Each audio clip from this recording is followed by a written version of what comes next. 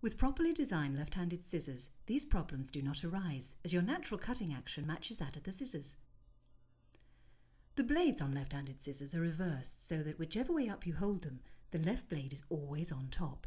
This means that the cutting action of the left blade pushes the blades together to give a smooth cut the whole length of the blades. It also means a left-hander has a clear view of the cutting line. All you have to do is relax your hand and trust the scissors. Just hold the scissors straight and naturally, and do not try to twist the blades.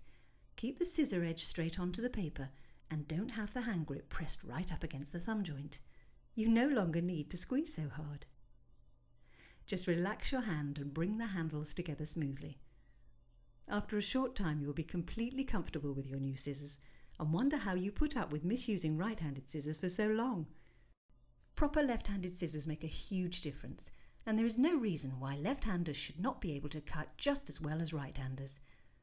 Once you've used real left-handed scissors, you'll never want to put up with right-handed ones again.